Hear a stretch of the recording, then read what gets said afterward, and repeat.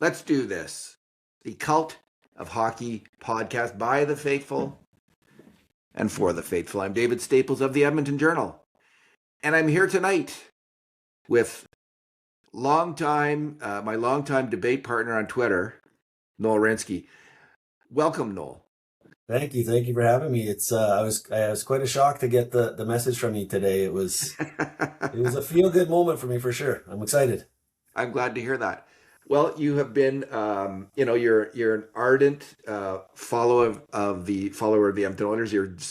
Definitely one of the faithful. Yeah. You've been an Oiler fan for 42 years. I think that's what it is. I was 10 years old with my first Oilers game.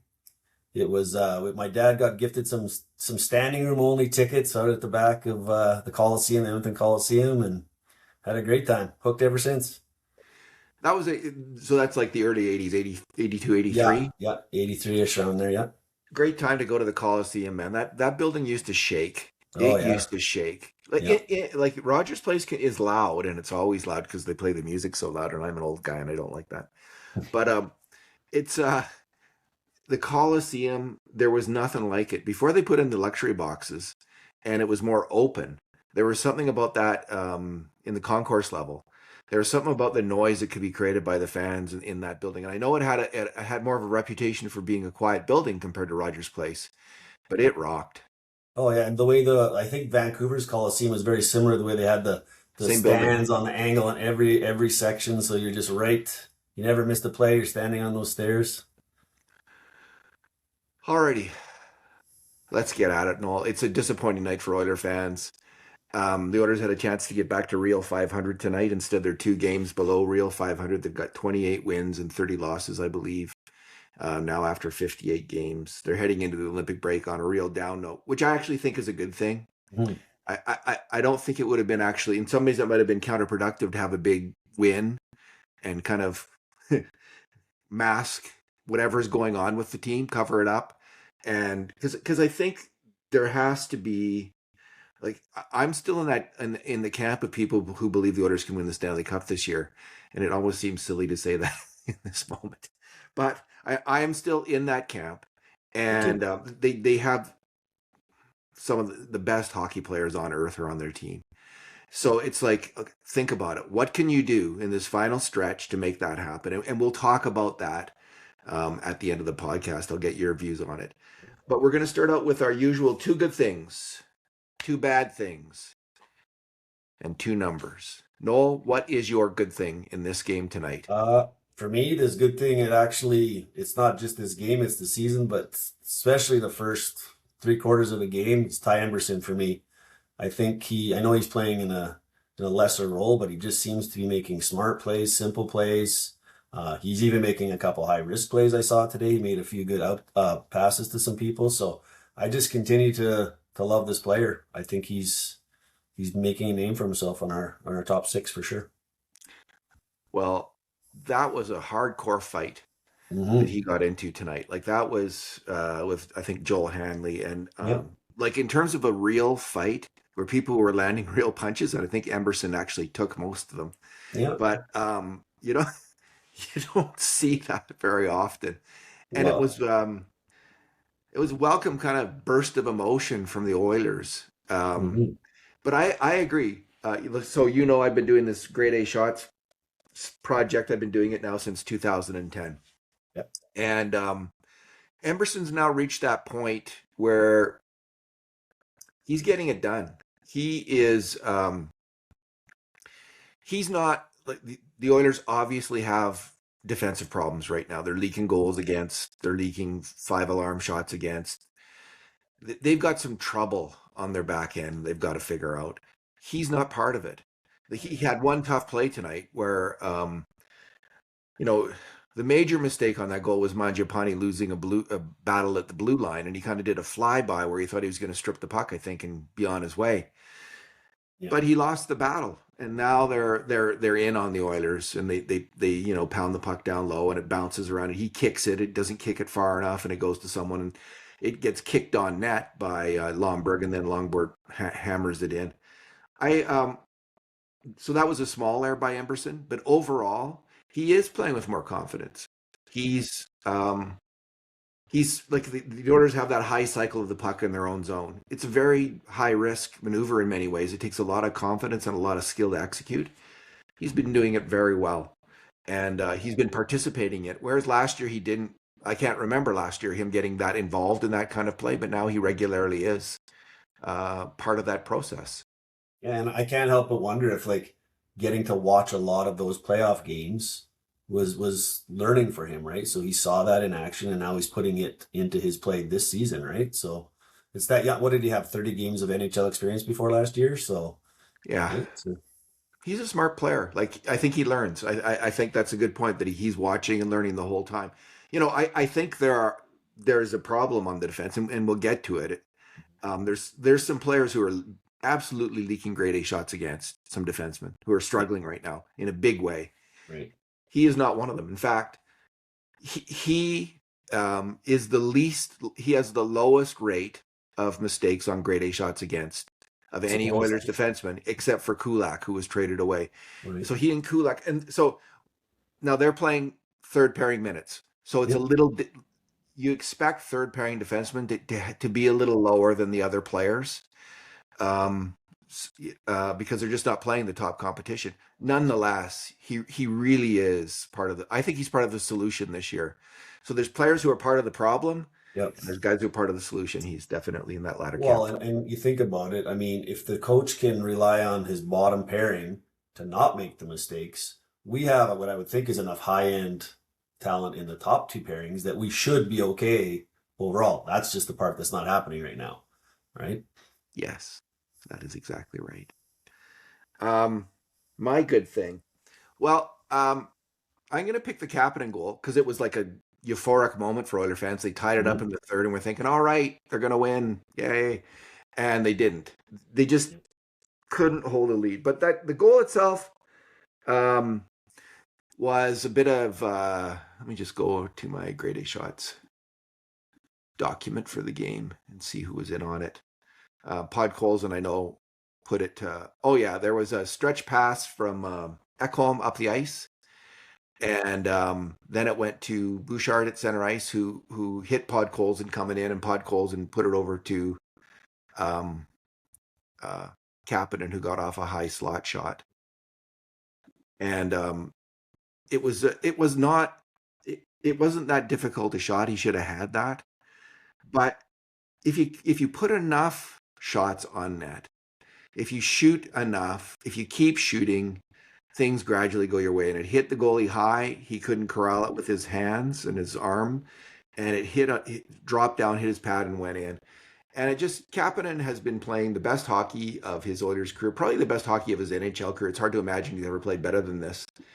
And overall in this game, Noel, I had the grade A shots at 24 for the Oilers, which is, the Oilers average 16 a game. They had Right? 24 tonight. Mm-hmm. This is typical of their last three losses in a row. They've totally crushed the other team in grade A shots. Yep. The Flames had 16. So the Oilers had a significant advantage. Like you'd expect the Flames to maybe have 4 goals on 16 grade A, 3 or 4 goals, but on 25 grade A shots, you'd expect the Oilers to have 5 or 6 goals. Yep. And and on the subset of more dangerous 5 alarm shots, they had 13. The Flames had 5. So there was a significant difference in the goaltending tonight Yep. that was key to the outcome. But the Oilers kept at it. They kept firing pucks.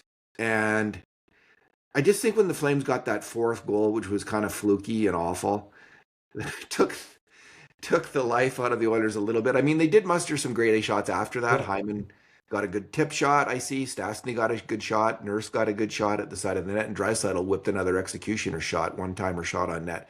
So they did have good shots after that, but it didn't seem like, I don't know. I wasn't that confident they were going to come back.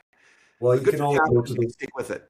you Go can ahead. only go to the well so often, right? Like how many times can they come back, come back, right? So just the law of averages says one time you're not going to be able to get all the way back, and I think that's what happened. I mean, not for lack of effort, right? Yeah, they can't have these miracle finishes all the time. No. The fact that they're able to manufacture them sometimes is one of the reasons I still have confidence in this team, Yeah. because it just shows their unbelievable skill. Like most teams can't do that. I don't think No. they can't dominate puck possession at the end of the game because they don't have the horses to do that, but the Oilers do. Noel, let's move on to the bad things. What is your bad thing, Amundo? Well, I think that we talked about before. Um, to me, it's all together, but the one example would be the power play goal allowed by Wallman on the stretch passes, just being on the wrong side of the player or the puck or whatever it may be. And I don't want to pick on Wallman specifically because there was a bunch of them, but that one just stood out. Like, why are you even letting that guy be in that position? Like, retreat or intercept, but don't just let him get it. You know what I mean? So it's He had just come on the ice, but he had been on the ice for a bit, yeah. I'm sure he identified the player who was about to break in and score a goal. Who was it? Do you remember who it was? I can't recall. Um, No, I I'm don't sure have that he one. I'm sure he saw him, but it was he just thought he's probably thought he's I can get him, like he's not a problem. And McTavish was making this point on Oilers Now the other day, like he was talking about Kevin Lowe, and this was an exaggeration. He said like Kevin Lowe would not let a player get behind him. No.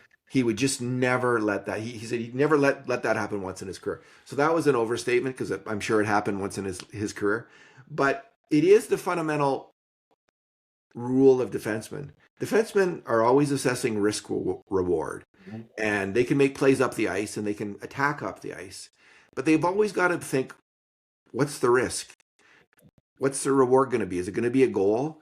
Because the fundamental job of the defenseman is to not allow that to happen, not to let a player get in behind him like that. It's the worst feeling in the world when you are a defenseman and that happens. And it's just been happening again and again and again to the Oilers Well, and lately. do you think, I mean, I always try to look, well, is it something that's coached? Like on that PK, are they coached to stay up to create, so to prevent a quick up or a quick entry? Even if they are, you have to recognize, oh, okay, it's not going to work on this play because this guy's in a spot where he may not normally be, right? Like you have to be able to read and react rather than just be robotic and say, okay, I'm supposed to stay in this quadrant and wait. Maybe, I don't know. I I'm can't not the imagine coach. coaching a PK where you'd say to the defenseman, beat 10 to 15 feet on the wrong side of the player in Yeah, the I neutral zone, agree. or ever on the wrong side. Like you Yeah, might be even with them. Like you might yeah, coach a PK where you'd say, okay, you don't even have to be behind, like a step behind them, yeah, but we want you to be even with them, and when they go to pass to those guys, we want you to bite on them and prevent that pass. yeah. I could see that, like that would be effective, but no, I don't. I just think Jake Wallman is having a hell of a time right now, is the truth. Like he is making, he played so well in the playoffs, so I have a lot of time for him, and I think he's going to get it together again.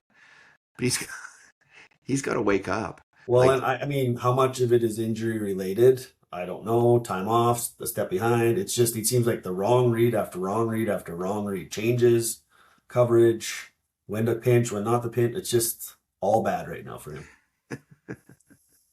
that was certainly an example of it.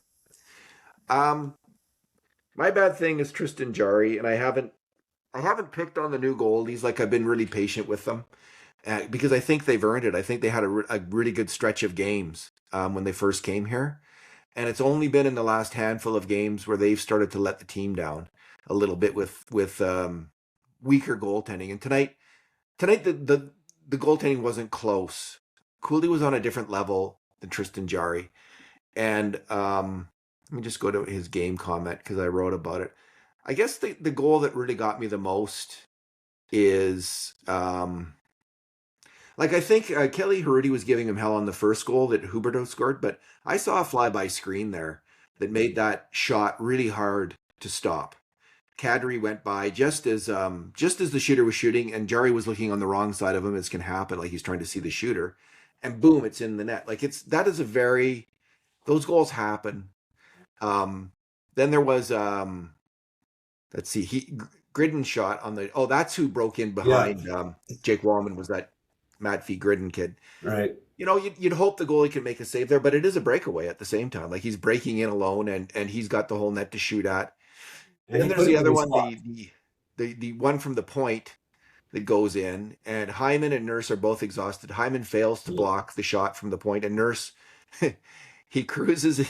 He's exhausted, and he cruises into the goal area just in time to execute a total eclipse of the sun screen on his goalie as that goes in the net.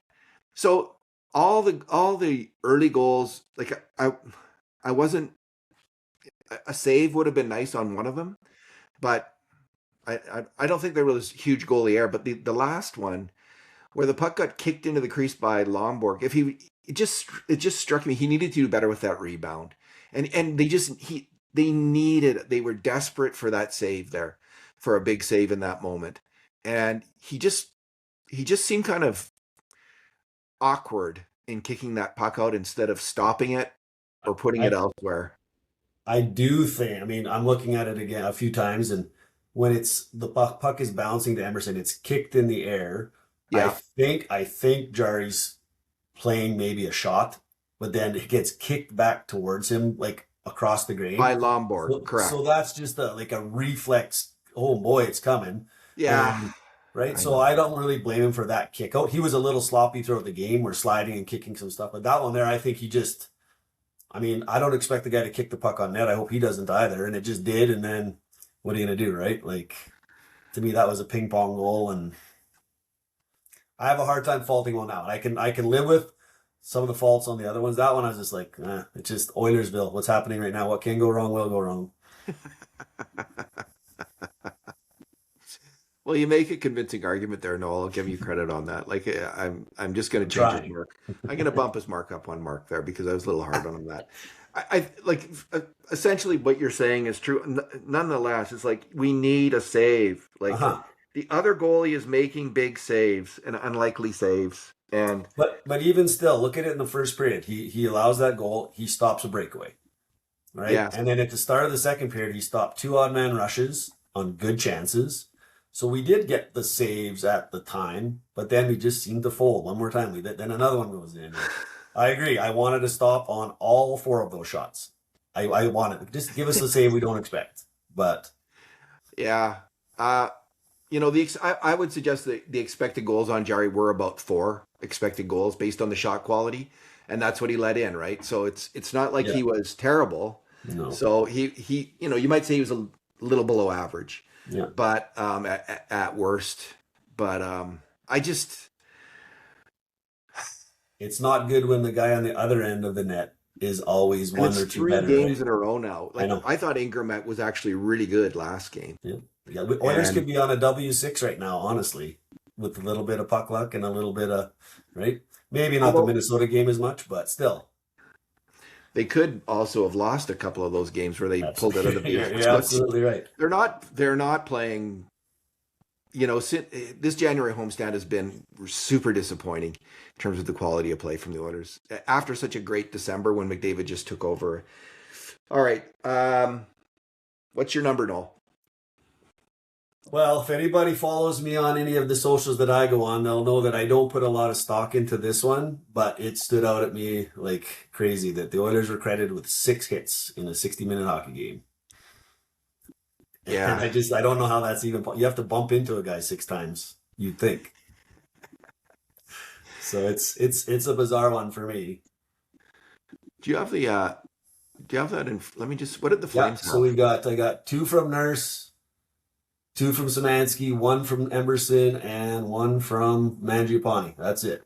Yeah, Emerson took more punches than the Oilers had hits. That's right. He reminded me of a guy who's willing to take five to throw one good one. So he wanted a bomb. So He really did, didn't he? yeah. I keep going back to that. You know what? This reminds me of like so before the game, we saw that Trent Frederick got pulled for Curtis Mhm. Savoy and Curtis Lazar. I Yeah. could not believe before the last game that Lazar was taken out of the lineup. He's been playing solid two-way hockey in a four-line Yeah. role. Like, why would you take that guy out?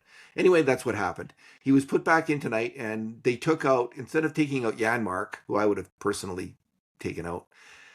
They took out Trent Frederick, and I think I know why. I didn't focus on this in the game. I didn't notice it too much, but when Brandon Carlo hit McDavid in the Toronto game, Frederick had just given McDavid kind of a semi-suicide little pass, and then McDavid gets hit, not clobbered, but hit. And then Frederick just skated. He saw the whole thing, and then he skated right by Brandon Carlo and onto the bench. So who do they put on McDavid's line tonight against Calgary, who's rough? Like Kevin Ball's a rough physical defender against McDavid. So who do they put out with McDavid?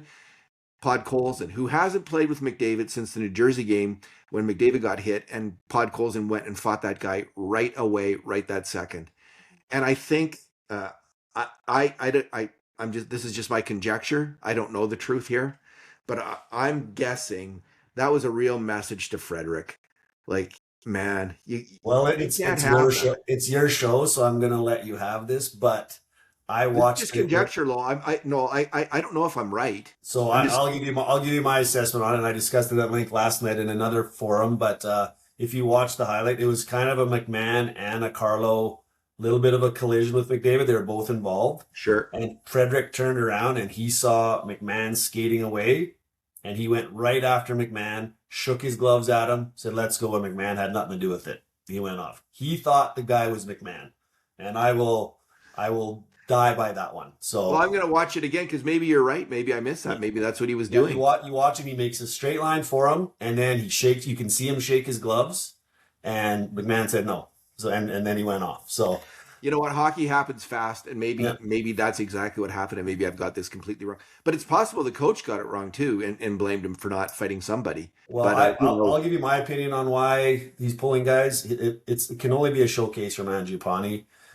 Why would you break up Janmark, Lazar, and Frederick? They were rolling during this homestand and before that. They were doing their job as a fourth line. I And agree. I believe it's nothing more than it's a showcase for Mangiapane, just so people can see something. I mean, He what did else have a could it good be? shot. He had Why one is he good in the lineup? I don't understand why. Like he had one good shot on net, and then he made he made a really pretty ghastly mistake on two the games in a row, he's made a ghastly mistake, on the right? winning So goal. yeah, so Man, they're can't gonna have have a that hard from your time. bottom six or your fourth line players. You can't. They're gonna have a hard time moving him. Yeah, I agree. But I mean, someone's got to take it. Maybe someone that's going to be close to the cap floor next year might want his 3.6 on there for next year too, right? So That's what we're all hoping. Yeah, indeed. So that's a good point. I didn't notice that about Frederick. Maybe you're right. It's a possibility. could be first Uh, time in my life.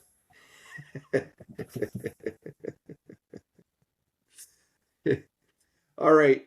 Um, my number. So Leon Draisaitl, I think, had. Let me just check tonight. I think he had he scored a goal on his executioner shot, as I call it, where he lashes the puck at the net. That was on a fabulous passing play with Bouchard. McDavid put it through the slot to Bouchard. Bouchard found McDavid Draisaitl down low, and he lashed it in the net. Such an incredible high skill play. I actually thought McDavid and Draisaitl were fantastic tonight. McDavid was driving all night long, trying to get something going, trying to make it work. And Draisaitl was really good too. And Draisaitl did score two beautiful goals, like just incredible hands on the first goal where he puts it, top shelf where grandma keeps the cookies. And then his trademark goal. So I've been keeping track for a number of years now on his one-timer shots, and just to see if he's consistent over time. Because one of the great debates previously in hockey has been like, can a shooter maintain a high shooting percentage over time, or is he always going to regress to the mean? Right. And there was a thought that there's the odd guy who's choosy with his shots and has such a great shot that he can do it.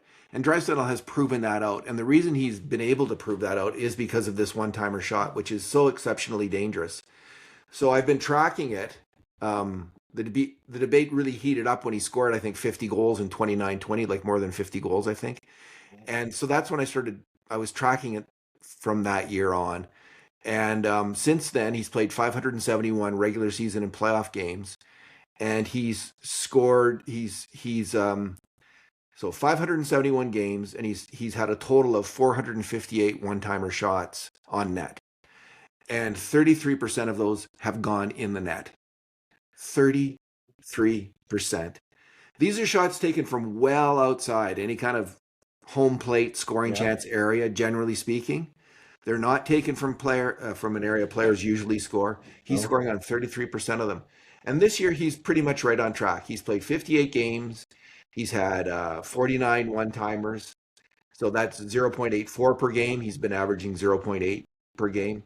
And he scored on 29% of them this year. So if he had one more, he'd be, equal to his percentage. So he's really just tripping along well. He's doing great. That 33% is remarkable. I would love to see what some like Ovechkin's like. Like what are his like? Because I would think they can't be much higher than that. Like I that's don't think they're insane. as high. Yeah. Like, And he's got a hell of a shot, yeah. but it must be pretty high for Yeah. Ovechkin or Stamkos. Right. Like there's a few other guys, right, who do have that level of shooting ability, and it Mhm. would be interesting to know. There's just not many, and It's a great number. it's an amazing accomplishment by a fantastic hockey player. All Agreed. right, let's just the talk. Fortunately, we get to watch Connor McDavid in the Olympics, and I'm Yeah. excited about that. Everybody's excited about that. But there's going to be a lot of discussion and an opportunity for the Edmonton Oilers right now to take stock, the coaches, the players, to heal up. Like the Oilers don't have a lot of players in the Olympics. Right. Hyman's not going yet. Ekholm's not going. And I'm really glad Ekholm's not going. I think he can really use the rest. I suspect the same for Hyman, although I want him to go because I think he should have that opportunity. I But think he would learn so much from being around all those guys to help him for the rest of the year. Not that he needs it, but like just being around the elite of the elite, it would do yeah, Hyman wonders, I believe. it would be a lifetime experience, and I would never. I don't. Wouldn't, so I'm hoping he gets picked in the last Yeah. moment here. We'll see what happens. But they will be thinking, what the heck is going wrong? What's going right and what's going wrong? So, what's your answer to those two questions? What's going right for the Oilers now? And what's going wrong? Would you say? Well, I mean, big picture for me, what's going right is they're still in the hunt. They're still relevant, even though I would say they haven't played even, remotely close to what we believe is their hockey. But to me, it's still when they want to play, they can play. When they're down a goal, they can play. Why can't they put it together continuously? And is it something that's being coached, or is it just these players? Regular season doesn't really matter. We're gonna wait for the playoffs. Some of the negative people like the playoffs aren't a lock, so we better smarten up here. But I don't believe that. I believe they're going to make it in comfortably. But um, to me, I think this team, when I watch them game in and game out, I think they need to learn how to defend from first guy to last guy. They need to focus on defending first, and their offense will always come. They need to defend. They're second in the league in goals scored per game. They don't need to score any more goals. They don't need to find depth scoring. They score goals. Would depth scoring be nice? Yeah, but depth defending would be better. 1 through 6, 1 through 12, right? So I actually think it's obvious what's wrong. It's just the defense, right? yeah, Like it's been bad all year. Even when they were really good in December and winning a lot, winning more, and getting a good grade A shot differential, they've been giving up a ton of grade A shots all year long, and it was masked for about 10 to 15 games because the goalies who came in, Jerry and Ingram, played really well, and Pickard played well then too. They had a run of about 6 weeks of really above average, let's say, to good goalie play on the team. And that kind of masked the problem that they were still giving up a ton of chances. And it's been this way all year long. I do think it's definitely them just coasting through the regular season. I think it's just the way the NHL is now. Like it's too hard. I mean, you might catch lightning in a bottle like the Avs have this year and put together a team that gels and wins a lot of games in the regular season. But I don't think you need to do that to win the cup. And it's becoming more of a trait of the salary cap era than it's ever been. Like it was even Scotty Bowman talked about this being a trait when the Chicago Blackhawks, which he was involved in with his son Stan, when they won. He was saying you don't try to dominate through the regular season. You try to do okay, hang in there, and then you try to win in the playoffs. yeah. And that's what the Oilers are clearly doing. And last year we saw evidence that they can turn it on suddenly, in terms of their physical play. Not so much with their defensive play, though. And this does concern me because defensive play is based on habits, and it's learned over time. And in moments of high stress in the playoffs, their defense still did break down occasionally, and I think it cost them the cup 2 years in a row. Personally, that's what I think. So I think they can crank up the defense, but I do think, and I wrote about this today, Noel. See what you think. I think like there's been all this talk about the Oilers needing a top nine forward. I think the Oilers may have the ammunition to make one fairly significant trade if they can, especially if they can trade Mangiapane. If they can't, maybe they can't even do that. But they can make a trade, one trade, and I think they need a defenseman. I think they need another defenseman. I know people were excited about Spencer Stastny when he got here, but he's not very big, and he's not a great puck mover. And in the end, he's leaking grade A shots against. He's struggling. So Jake Wallman is also struggling. He is putting up a bit on the attack, but he's really struggling on defense. Those two guys are causing a lot of trouble. And it's funny you say that because when Stashny came his first few games, I said, perfect. We got a cheaper Brett Kulak, just as good. The last little bit today in my group chat with my boys, I said something's wrong with Stashny. He's hitting the wobbly spots. He's just not the guy he was when he first came in here, right? And it's too bad. And I'm not saying it's over for him, but No, he might need some time in the press box if they don't make many moves soon, and he might need to watch a few games and put Regula back in for a bit. Or I was expecting Regula to be in actually in the last few games. I think it would have been a good idea to give him a couple games and give Stastny a rest. Do you agree that that should be their trade priority, or would you rather see a forward?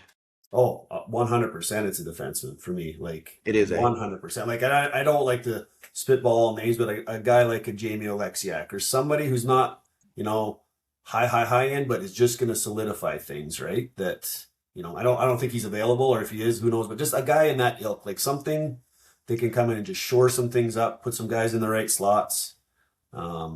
Take yeah. pressure off the guy that everybody hates, Darnell Nurse, right? Because he's struggling too with whomever he's playing with, and he's playing with everybody, it seems like. So I think he's been inconsistent this year, but yeah, I think he's been overall, uh, I'd say okay to good.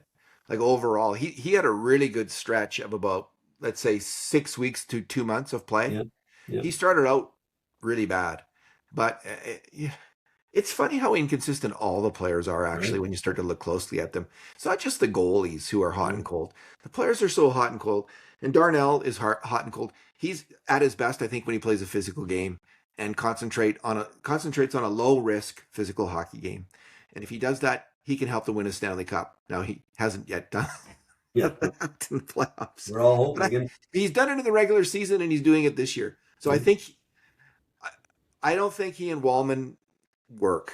no, I'm starting I to don't. think They're because not. Wallman can't play he I think he doesn't read the game very well when he's on his off wing, when Yeah, he's on his offside, Jake Wallman. He right. seems to misjudge how fast those players are going to come down the wall and beat him down the wall. Yeah, And I've seen it enough where I'm tired of seeing it. It's like with Stu Skinner was in net, right? You get tired yeah, of certain kinds of goals against him.